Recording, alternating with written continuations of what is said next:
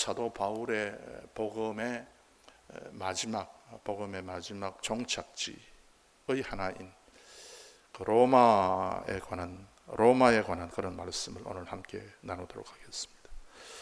그래서 오늘 성경에 보시면 로마서 1장 15절에 보시면 사도 바울이 로마에 있는 성도들에게도 복음 전하기를 원한다. 그렇게 지금 자기 간절한 소망을 담고 있습니다. 로마에 있는 교회가 어떻게 형성됐는가? 구구각색의 설명들이 있습니다만은 오순절날 사도행전 그 2장 말씀에 보시면은 그 로마에 있는 유대인들이 예루살렘의 그 성전에서 오순절을 지키기 위해서 갔는데 그 자리에서 베드로를 중심한 사도들이 그 예수님이 누구인가 하는 것에 대해서 이제 말씀을 했고요. 이 말씀을 로마에 있는 유대인들이 듣고 이제 예수님을 믿게 되고 그렇게 해서 이제 로마에 자기 집에 돌아가서 자기 거처에 돌아가서 이제는 교회라고 하는 공동체를 이루게 되었다 하는 것이죠. 그래서 이제 아주 약한 교회가 세워졌는데 이 약한 교회에 대한 하나님의 말씀이 오늘 이 로마서라고 하는 그런 어떤 형태로 기록이 되어 있습니다. 로마 제국에서 살아가는 삶은 어떤 삶인가? 여러분께서 대강 아시지만 그리스 문명 쪽을 보면은 주로 특징적인 것이 신전을 아주 멋있게 지었다 하는 것이죠. 그래서 그 신전에 남아 있는 그런 모습들을 우리가 보고서 그리스 사람들은 신화를 좋아하고 또 신을 섬기기를 좋아했기 때문에 신전을 세웠구나. 그렇게 이제 우리가 알고 있습니다. 그런데 그 신이라고 하는 존재는 우리 하나님하고는 절대적으로 차이가 있는 그런 신들이죠. 그런 신들을 이제 섬기고 있었던 사람들입니다. 저 우상입니다. 잡신입니다. 귀신들입니다. 그런데 로마 제국의 형태를 보면요, 로마 제국의 그 판권이 미치는 곳은 그것이 북아프리카든지 아니면 저 이제 올라가서 갈리아, 지금으로 말하면은 프랑스, 스페인, 더 북쪽으로 올라가서 영국, 그쪽에 로마 제국의 권세가 지배하는 곳에는 주로 무엇이 있는가 하면 원형 경기장이 있습니다. 그리고 로마에 가면 콜로세움이라고 하는 것이 있죠. 그 원형 경기장은 무엇 때문에 지었는가 하면은 인간의 힘을 과시하기 위해서입니다. 여러분 영화의 글래디에이터라고 하는 영화 보면은 거기에 검투사들이 나와서 그 원형 경기장에서 맹수와 더불어서 싸우는 그런 거 있지 않습니까? 그래서 싸워서 이기면 그 관중들이 아주 큰 소리로 와와 고함을 지르고 사람의 능력이 대단하다 하는 그런 어떤 인간의 그런 능력과 힘을 과시하는 그런 장소, 콜로세움, 원형 경기장, 그런 것을 거의 대부분의 도시에 다 그런 것들이 세웠죠. 그래서 운동 경기를 하든지 또 여러 가지 어떤 인간의 힘을 과시하는 그런 어떤 나라가 바로 이 로마 제국이었습니다.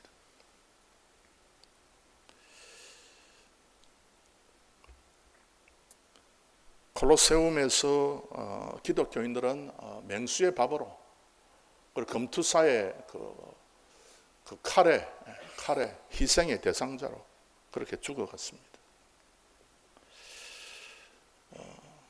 사람들이 맹수에 물리고 고함을 지르고 그 처절한 비명소리를 낼 때에 그걸 지켜보던 콜로세움의 그 자리가 한 5만 명, 6만 명 정도 들어갈 수 있는 그런 넓은 자리라고 그러는데 그것을 지켜보던 그 로마의 시민들이 참 잔인성, 인간의 잔인성에 대해서 이제 느끼게 되고요. 사람을 저렇게까지 죽일 수 있을까 하는 그런 어떤 비애감이 들고 그랬습니다만 그럼에도 불구하고 로마의 정치가들, 로마 그 제국을 다스리는 그 로마의 황제들이나 그 높은 지위에 있는 사람들은 그런 방식을 동원해가지고 통치의 수단으로 삼은 것이죠. 극악무도하게 악랄하게 그렇게 정책을 시행함으로써 모든 그 시민들을 황제의 말에 순종하도록 만드는, 복종하게 만드는 그런 방법으로 사용했던 것입니다. 그래서 일반 시민들은 증집과 그 세금 그리고 이제 일반적인 약탈의 대상이 되었고요. 더구나 로마 시대는 노예 계급이 있었습니다. 주로 이제 그리스도인들이 이제 노예 계급에 많이 속해 있었죠. 처절한 삶을 이어갔던 겁니다. 학대와 죽음의 대상으로 이 그리스도인들을 로마 사람들이 대하고, 그러므로 말미암아 그리스도인들 중에 많은 사람들은 이제는 그냥 햇빛을 보고 살지 못하고 땅 밑으로 기어들어가서 땅 밑에서 생을 유지할 수밖에 없는 그런 형편이 바로 이 로마서가 기록된 그 당시의 형편인 것입니다. 로마서가 기록될 당시에 일어난 큰 사건이 있는데요, 그것이 AD 79년에 일어난, 여러분께서 잘 아시는 그 폼페이 멸망 사건입니다. 그래서 그 앞에 있는 그 베수비오라고 하는 그 산에서 화산이 폭발해가지고 그 화산재 그리고 마그마 같은 것이 이제 흘러나와가지고 이 폼페이라고 하는 도시를 초토화를 만들어 버렸습니다.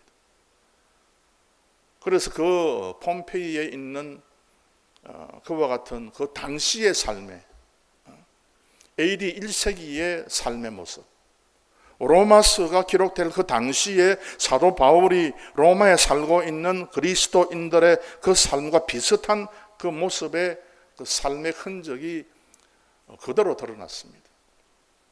그래서 1700년도에 발굴이 시작돼가지고 하나씩 발굴하니까 그 문명이 참 대단한 문명이었고, 도시를 아주 그 정방향 형태로 잘 만들어 놓았고, 그래서 거기에는 이게 벽을 사방으로 둘러싸고 그 중심에, 그 벽의 중간에 이제 통로를 만들고 동서남북으로 이제 사람이 들어와서 중간에 만나면 이 중간에서 이제 포럼이라고 하는 그런 형태의 광장이 있고요.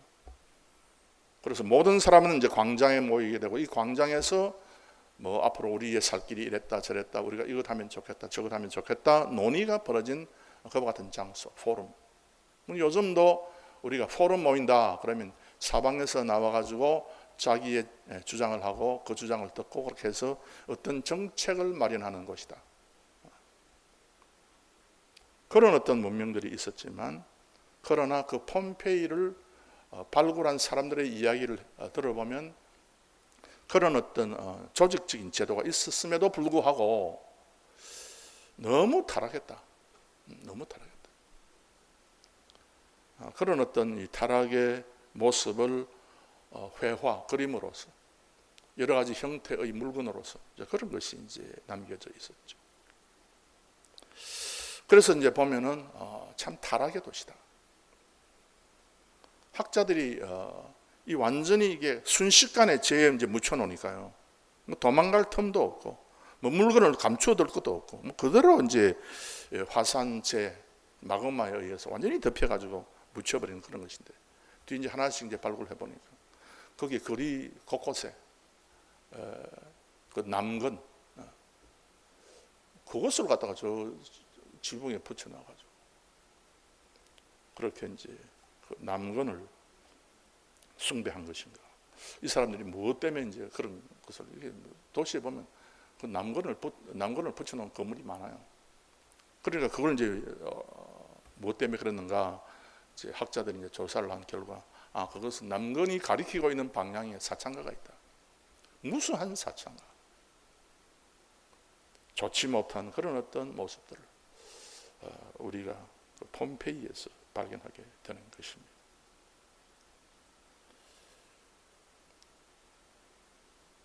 카타콤의 성도들, 노예 계급으로서 로마 사람이 아닌 유대인 출신으로서 그곳에 들어가가지고 고생하면서 살고 있는 그 믿음의 사람들,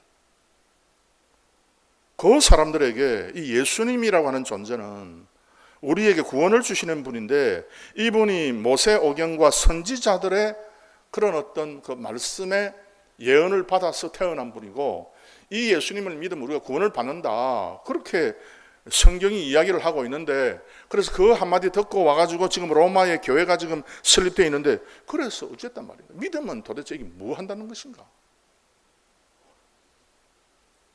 우리가 이 세상에서 이렇게 고생하고 햇빛도 들지 않는 이런 집에서 땅 밑에서 동굴에서 살면서 이런 식으로 우리가 고생을 하는데, 여기에서 우리가 예수님을 믿는다? 이게 도대체 무슨 의미가 있는가 하는 거죠. 그저 뭐 세상 사람처럼 뭐 짧은 인생을 생각할 때 그저 그냥 시간 나면은 재미있는 일을 하고, 재미있는 그런 어떤 음식을 찾아다니면서 먹고 즐기고, 마음에 드는 사람과 더불어서 만나고 즐기고 하는 그런 어떤 삶을 사는 것이었지, 이거 뭐 믿는다, 우리가 믿음으로 살아야 된다, 이거 도대체 이건 무슨 의미가 있는 것인가 하는 것에 대한 말씀이죠. 그래서 이제 로마에 참 고생하면서 하루하루 힘겹게 살고 있는 그 믿음의 사람들에게 도대체 너희들이 믿는 믿음이 도대체 어떤 것인가 하는 것을 더 분명하고 정확하게 알도록 하기 위해서 이 로마서를 사도 바울이 기록을 한 겁니다. 물질적인 풍요가 로마 시민들에게 어느 정도 보장되었지만, 그럼에도 불구하고 정신적으로는 핍절해 있었고, 노예 계급에 속한 사람들은 이제 늘 뭐 죽어나가기 십상이고, 그래서 나도 오늘 지금 죽을 수밖에 없고, 나도 잡혀갈 수밖에 없고, 나도 고문당하고, 나도 사자의 밥이 되어서 던져질 수밖에 없는 그런 위험의 상태에 있는 그 하나님의 백성들, 그들에게 너희 믿어라, 너희들 주일 교회 와서 예배해라, 너희들 기도회에 참석해라, 그게 도대체 무슨 의미가 있는 것인가? 앞날이 심히 걱정스럽고 미래가 보장되지 않고 미래가 캄캄한 그런 사람들에게 너희들 예수님 믿어라, 그게 뭐냐, 도대체 그게 무슨 의미가 있는가 하는 것이죠.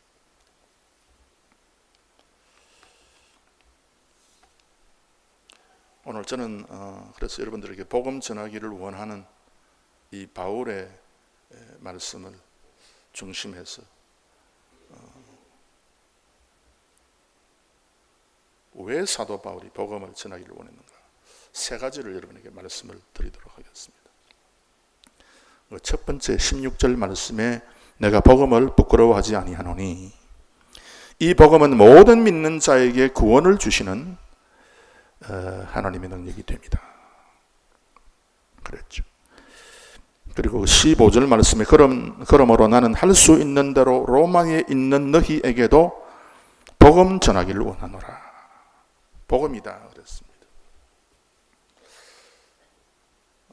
매일의 삶에 고통을 당하고 힘겨운 삶을 살고 채찍에 맞아가지고 고통스러운 그 사람들에게 사도 바울이 복음을 전하기를 원한다. 내가 치료약을 좀 보내주겠다. 이거 바르면 대반에 낫는다.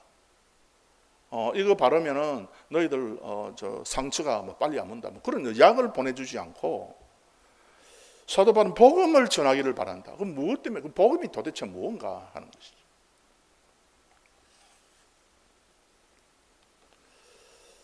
그래서 이 복음은 뭐냐? 이 바사르라고 하는 것인데, 이 바사르가 이제 딱 찾아보면 뭐가 나오냐면 to remove stain from a thing, 어떤 물건에서 그 뭡니까? 때를 벗긴다. to remove stain. 그래서 이제 이거 먹으면 to rub이죠. 계속 이제 문질러 가지고 뭐가 묻었지 않습니까? 손에. 그러면 계속해서 문질러 가지고 그 묻은 자국을 없애는 것, 이제 그게 이제 바사르죠. 때를 벗긴다. 마음에 때를 벗긴다. 너희들이 지금 로마 제국에서 살면서 여러 가지 고생을 하고 있지만, 그럼에도 무언가 하면 너희들의 마음의 때를 먼저 벗겨야 너희들이 진짜 하나님의 축복을 발견하게 된다는 뜻입니다. 그래서 바사르는 to be joyful, to be glad. 기쁘게 된다. 마음의 때를 벗기지 않고 그 마음의 때가 있는 상태에서 너희들이 로마 제국의 상위권에 올라가 가지고 너희들이 잘 먹고 잘 살고 한들 그게 무슨 소용이 있느냐. 결국 로마는 400년 뒤에 무너지고 말았다는 거죠. 로마 제국에 살고 있는 그 사회의 지도층에 속한 그 모든 사람은 다 타락하고 이상한 삶에 사로잡혀서 잘못 살아가면서 결국은 인생을 망친 그런 사람들입니다. 그래서 너희들은 지금 굴 속에 공간을 만들어 놓고 살고 있지만 그럼에도 불구하고 너희들이 가장 중요한 것은 마음의 때를 벗겨내는 것이다. 그래서 이 복음이라고 하는 것은 우리의 마음을 문질러 가지고 마음의 때를 벗겨내고 그러므로 화색이 돌게 하고 이제는 기운이 솟게 하는 그런 역할을 복음이 하고 있습니다. 그래서 이 복음이 그러면 뭐냐? 이 복음이라고 할 때 그러면 어떻게 그게 우리의 마음의 때를 벗겨내는 것인가? 여러분께서 그 복음이라고 할 때 가장 중요한 게 복이라고 하는 단어 아닙니까? 그걸 바사른데요. 마태복음 5장에 보면은 거기에 예수님께서 그 팔복을 이야기하시면서 복음이 뭐다 하는 것을 정확하게 우리에게 이야기를 하고 있습니다. 도대체 복음이 뭐냐?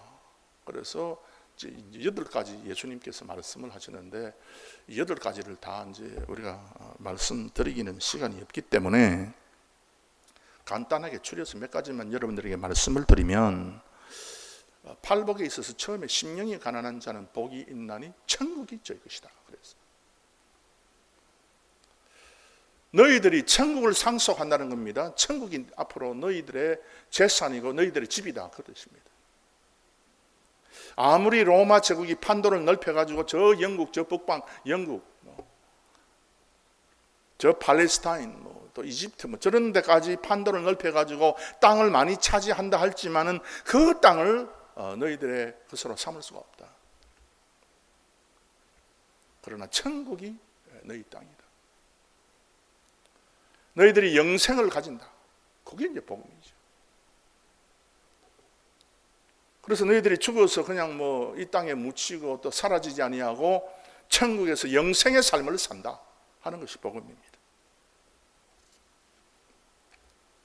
애통하는 자는 복이 있나니 저희가 위로를 받을 것입니다. 너희들이 이 세상에 살면서 얼마나 즐거움가 많으냐, 이런 일 저런 일 때문에 얼마나 그 마음이 상하고 마음이 불안하고 또 일 저 일이 안 되기 때문에 이루어지지 않기 때문에 얼마나 너희들이 고생을 많이 하냐. 그래서 너희들이 얼마나 많이 애통하냐. 애통하는 자는 복이 있나니 저희가 위로를 받을 것이다. 그랬습니다. 이건 무엇이냐? 이건 마음의 안정입니다. 로마 사람들의 특징이 네로 황제로 말미암아서 나타나게 되죠. 네로는 왕이었지만 노래를 잘 불렀다고 합니다. 그래서 노래를 잘 불렀는데 이 네로 왕이 가수로 지망했다는 거예요. 그래서 그 어떤 일화에 의하면 네로 왕이 나폴리에서 로마 밑쪽으로 좀 내려가면 나폴리라고 하는 데 있지 않습니까? 나폴리에서 어떤 그 경연대회에서 노래를 잘 불러가지고 뽑혀가지고 이제 가수가 되겠다 하는 그런 꿈을 가지고 여러 군데 다니면서 콘서트를 베풀었다 하는 그런 기록이 있습니다. 그러나 세상을 쫓아서 이 네로가 살았을 때에 사람들의 박수 소리에 완전히 정신이 나가가지고 살게 되었을 때에, 그래서 콜로세움 같은 데 들어가가지고 그 사람의 그 장기나 그 아름다운 그 목소리를 가지고 자랑했을 때 사람들이 그 치는 그 우렁찬 박수 소리에 마음이 완전히 기울어져 가지고 결국 나중에 그렇게 살다 보니까 황제로 살았지만은 이제 미치광이의 일을 한 거예요. 완전 미친 사람이 됐죠. 그러나 그리스도인들에게는 그런 게 없다. 애통하지만 다른 사람들의 박수는 받지 못하지만 그럼에도 불구하고 너희들은 마음속에 진정한 위로가 있다. 사람들이 박수 쳐주는 그 박수에 연연하지 않냐고 진정한 하나님의 위로를 받아라. 그 뜻이죠.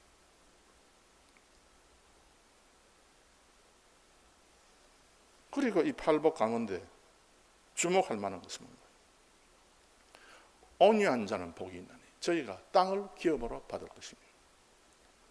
결국 나중에 세상의 역사가 계속해서 진행되면 결국 믿는 사람들이 땅을 차지한다는 거예요. 그래서 로마 제국도 결국은 믿는 사람들이 전부 다 차지했습니다.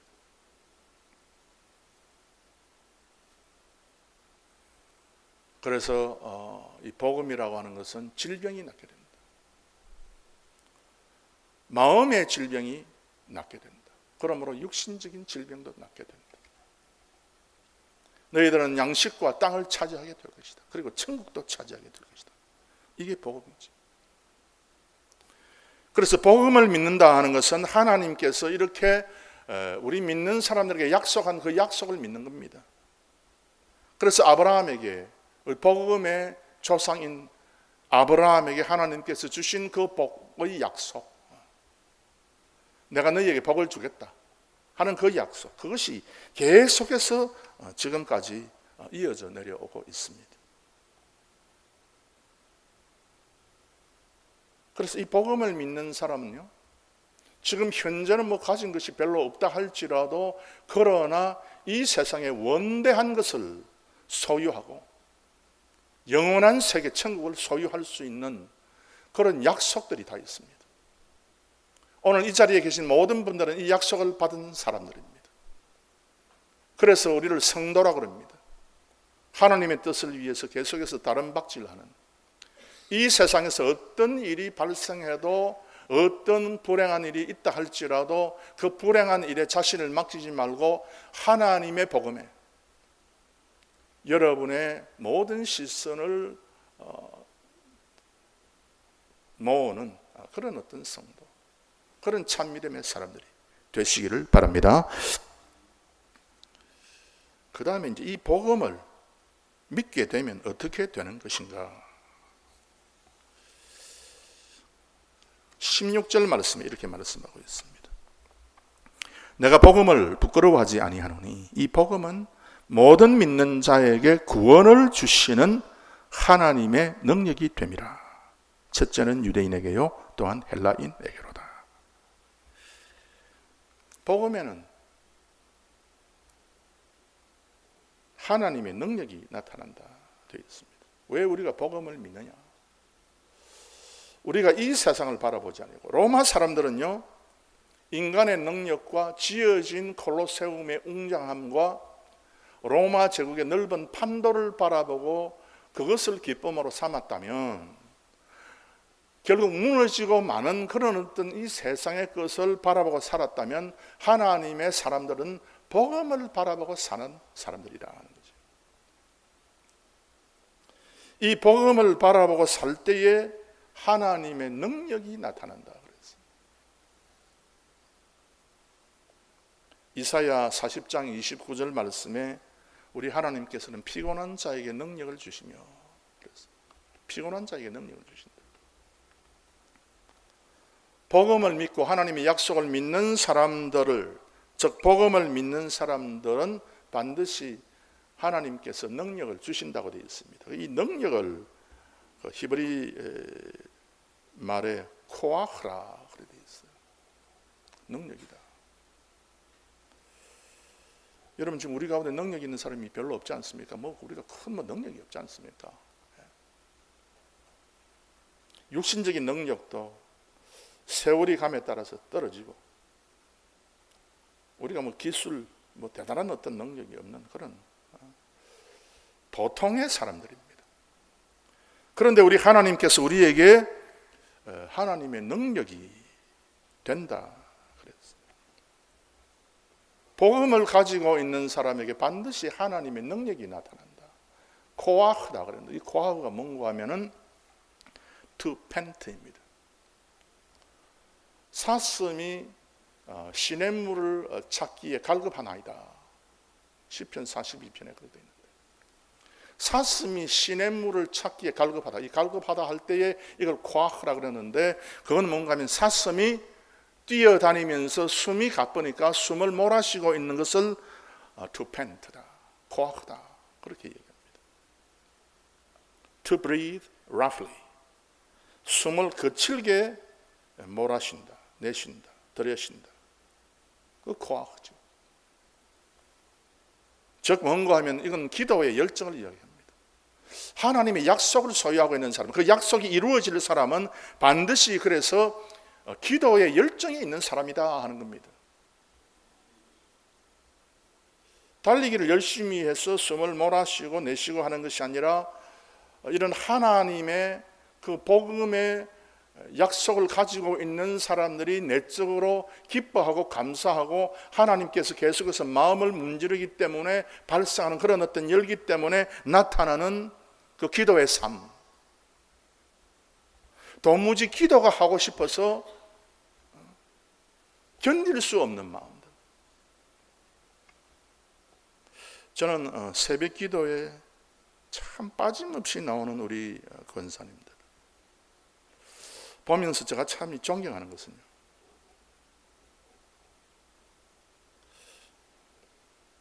저분들이 지금 새벽 기도에 나오셔가지고 집으로 돌아가면 이제 아침을 드시고 일을 해야 되는 분들이에요. 일을. 그래서 일을 이제 시작해가지고 저녁 늦게까지 이제 일을 해야 될 분들인데 새벽 기도 나오죠. 저는요, 새벽 기도 마치고 집에 가면은 피곤하면 누울 수도 있어요. 그런데 일을 하기 위해서 가는 분들은 쉴 수가 없잖아. 일터에서 어떻게 쉬겠어요? 잠을 어떻게 자겠어요? 그럼에도 불구하고 매일 새벽 기도를 지키는 그런 분들 보면 저는 엄청 존경하는 거예요.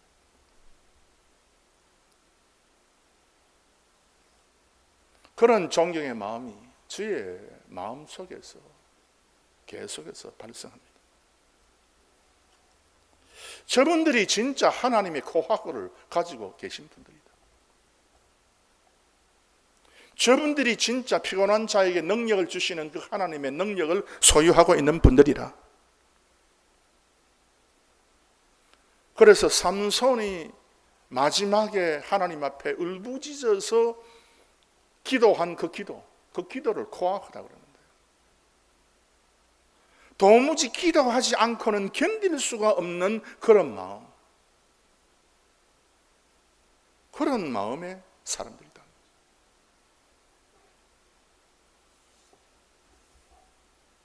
다니엘에게도 이 코아흐다 하는 그 기도가 있었다고 성경은 말씀하고 있습니다.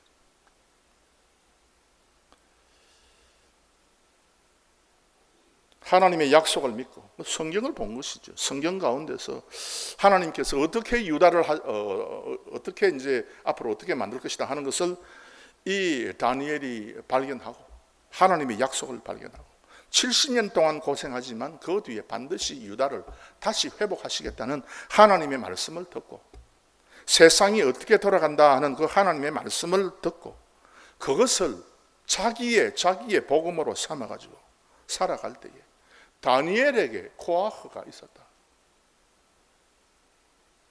다니엘이 이제 호흡이 생기고 기도가 생기고, 그래서 다니엘이 그 왕이 금지한 그 금지의 명령에도 불구하고 하루에 3번씩 예루살렘을 향해서 자기 집의 창문을 열어놓고 기도했다는 거죠.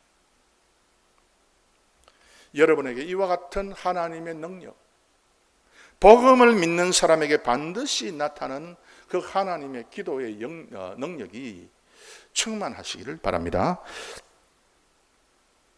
그 다음 세 번째 마지막으로 복음을 사도 바울이 그렇게 간절히 전하기를 바랬던 그 이유가 무엇이냐. 마지막 그 17절 말씀 보시면 복음에는 하나님의 의가 나타나서 믿음으로 믿음에 이르게 하나니 기록된 바 오직 의인은 믿음으로 말미암아 살리라 함과 같으니라. 하나님의 의가 나타난다 그랬습니다. 하나님의 의는요, 차다크라 그래가지고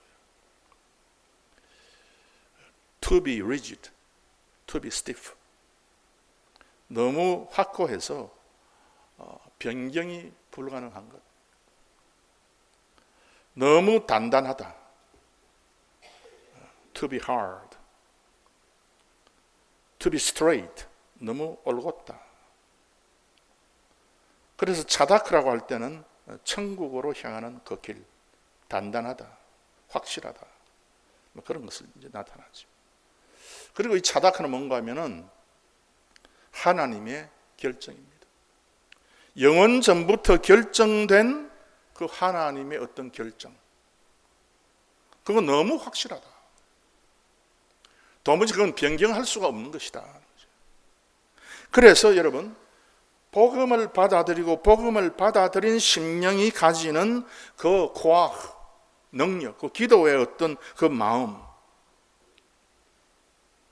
그것에 의해서 우리가 뭘 바라보는가 하면은 하나님께서 구원으로 예정으로 결정한 하나님의 결정, 도무지 그런 사람들에게 있어서는 바꿀 수 없는 그 구원의 결정, 그걸 지금 여기에 하나님의 의라고 하는 단어가 나타납니다. 그래서 이 하나님의 의라고 하는 단어를 볼 때에 이런 사람이 진짜 구원으로 결정이 됐구나, 이런 사람들이. 그래서 아무리 로마에 있는 너희들이 지금 뭐 굴 속에 들어가서 살고 뭐 매 맞고 살고 뭐 그냥 참 비참하게 죽어나가고 하는 그런 어떤 삶을 산다 할지라도, 그런데 너희들에게 볼까, 너희들은 하나님의 구원의 확실한 그 결정에 의해서 너희들은 반드시 천국 가는 사람들이다. 이 하나님의 구속의 결정은 아무도 바꿀 수가 없다 하는 것을 이제 사도 바울이 말을 하고 있습니다. 하나님께서 영원 전부터 결정한 그 결정은 그래서 이 세상에 반드시 나타나게 되는데, 내가 지금 현재 이것을 소유했다, 소유하지 못했다, 내가 지금 이렇게 행복하다, 행복하지 못하다는 그것에 의해서 좌지우지 되는 것이 아니고, 그것은 하나님의 복음을 어떻게 받아들이고 그 복음의 능력이 어떻게 나타나고, 그리고 그로 말미암아서 나타나는 구원의 확신에 달린 것이다 하는 뜻입니다. 그래서 이와 같은 하나님의 영원 전부터 결정한 결정, 로마 제국의 어떤 칼도 어떤 권세도 바꿀 수 없는 그런 믿음의 사람들의 그 의지, 그것이 바로 이제 차다코로 이제 표현이 되어 있는데요. 그래서 성경은 특별히 그 사도 바울은 로마에 있는 그 하나님의 백성들에게, 그래서 의인은 이 확실한 하나님의 결정에 의해서 그 확실한 길을 걸어가는 사람은 믿음으로 산다 그랬어요. 기록된 바 오직 의인은 믿음으로 말미암아 살리라 함과 같으니라. 그래서 여러분은 모름지기 이 세상에 어떤 것보다도 믿음으로 살아가는 성도들이 되시기를 바랍니다. 그래서 믿음으로 살아갈 때 그것이 그 사람의 진정한 구원받은 사람의 모습이죠. 그래서 사도 바울은 이 본문에서 그 로마에서 도대체 믿는 것이 도대체 무언가, 믿는 것은 이게 도대체 무엇 때문에 내가 믿는 것이지, 내가 지금이라도 로마 군병에 뛰어나가서 내가 이제 이때까지 믿었으니까 이제는 잘못했습니다, 내 이제 안 믿을 테니까 나에게 좀 생명을 좀 주십시오. 그렇게 하면 얼마든지 또 햇빛을 쬐면서 신선한 공기를 마시면서 살 터인데, 그러지 아니하고 여전히 축축하고 여전히 어물하고 여전히 답답한 그 공간 속에서 참 보이지 않는 미래를 향해서 살아가는 이 성도들, 그 성도들에게 너희들이 지금 그렇게 사는 것은 그것이 너희들의 삶의 전부가 아니다, 진짜가 아니다. 그래서 보이는 것으로 살지 말고 믿음으로 살아라, 그렇게 말씀하는데, 오늘도 사랑하는 성도 여러분, 여러분의 삶에 얼마나 답답한 것이 많습니까? 얼마나 막힌 것이 많습니까? 그러나 예수님은 야샤다, 막힌 것을 뚫어주시는 분이기 때문에 이 예수님을 끝까지 의지하고 믿음으로 살 때에 반드시 하나님께서 여러분에게 복을 내려주십니다. 반드시 여러분을 구원의 길로 인도하시고 구원을 완성시켜 주십니다. 그래서 너무나 확고해서 변경할 수 없는 하나님의 결정을 끝까지 의지하고, 오늘도 우리의 이 세상의 삶은 우리로 하여금 좌절케 하고 낭만케 하고 실망케 하지만 끝까지 하나님께서 주시는 그 복음으로, 그 복음을 믿음으로 승리하는 우리 모든 성도님들이 되시기를 바랍니다. 기도하겠습니다.